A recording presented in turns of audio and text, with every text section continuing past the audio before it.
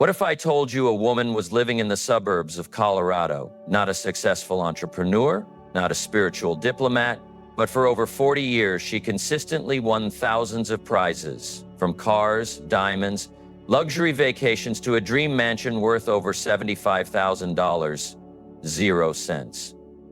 She didn't rely on luck. She didn't pray for fortune. She simply knew with absolute certainty that she would win.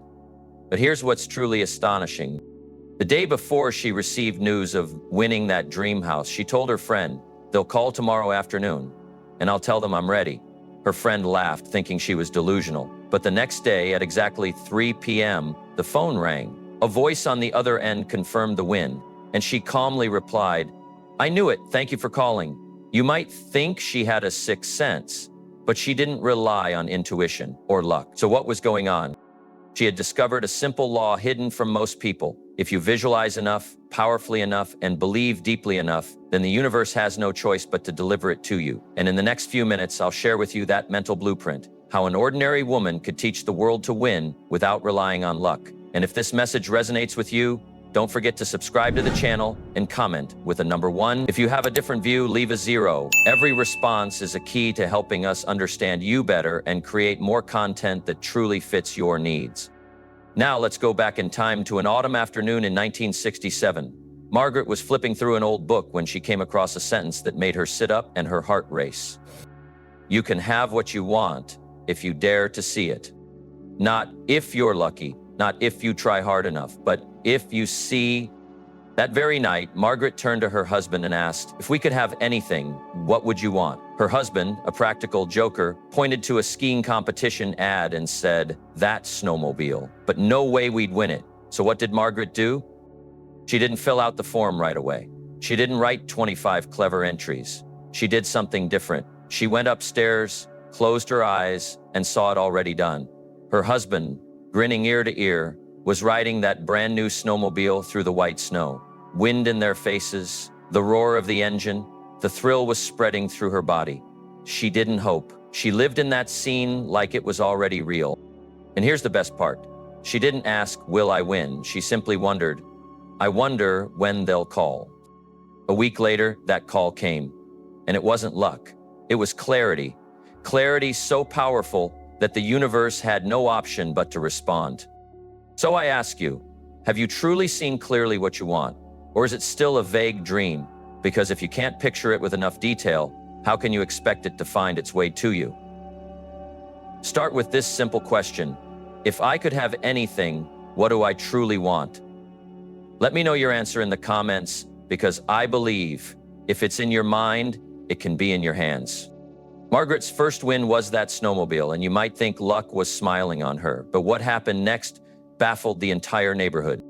She began winning nonstop, from toys for her kids, washing machines, dishwashers, luxury vacations, a brand new sports car, and a year later, even a house worth hundreds of thousands of dollars. And the remarkable part?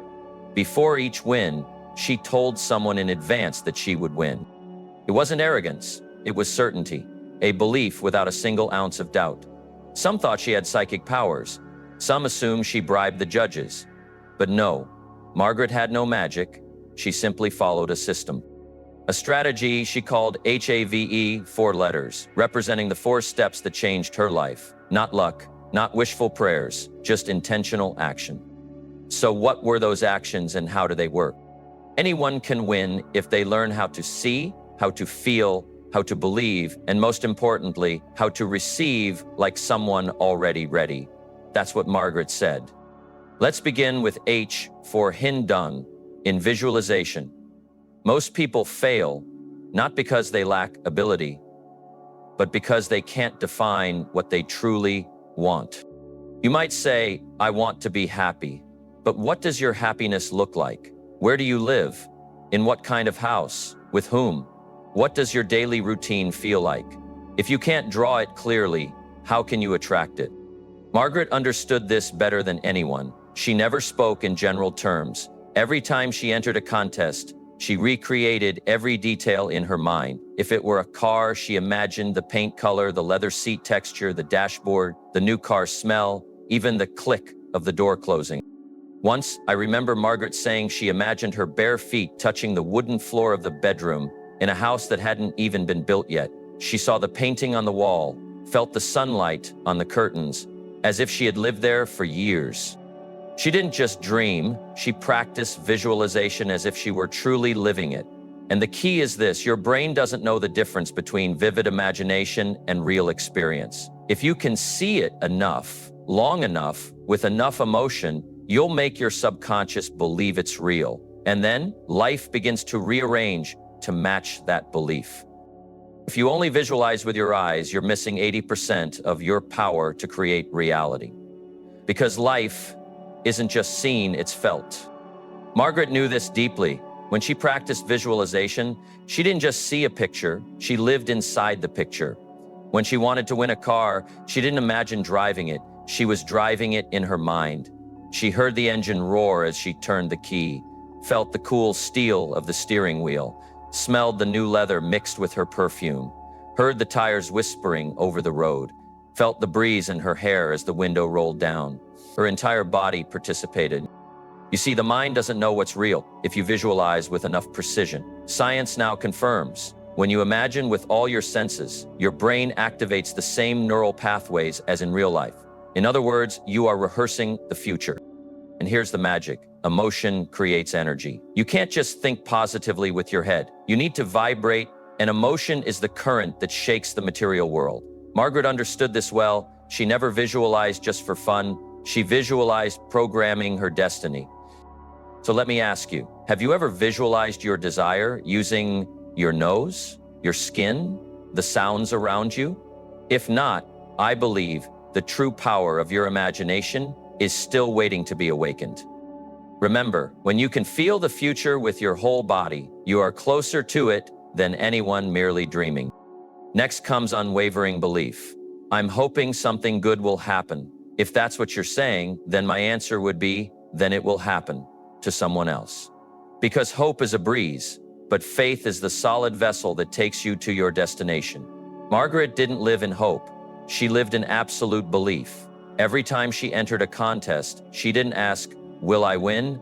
She simply wondered, will they call today or tomorrow? That's the difference. One side is waiting in doubt. The other side is receiving with certainty. I want you to imagine this. You place an online order. You receive a confirmation email, and then you start to worry. Will they ship it? Will it arrive? Sounds silly, right? But that's exactly what many people do with the big goals in their lives. They visualize for 5 minutes, then spend 5 hours doubting themselves. Margaret understood that doubt kills all potential. It's like planting a seed and then digging it up every day to see if it's sprouted yet. You must understand, you can't plant belief and water it with doubt. She lived as if what she wanted was already on its way. Every action, every word, every step she took said one thing: I've placed the order and I'm preparing to receive it. So let me ask you, honestly, are you hoping or are you believing? Faith needs no proof. It is the proof. And when you carry the certainty that Margaret did, the world begins to rearrange itself to serve you. You can visualize, you can believe, but if you don't prepare to receive, the universe will not respond, and this is where we must act. I once said to a friend who was waiting for a big break at work, if opportunity knocks tomorrow, is your living room ready to welcome it? And you know what? Margaret answered that question before the call even came. She cleared out the garage before winning the car.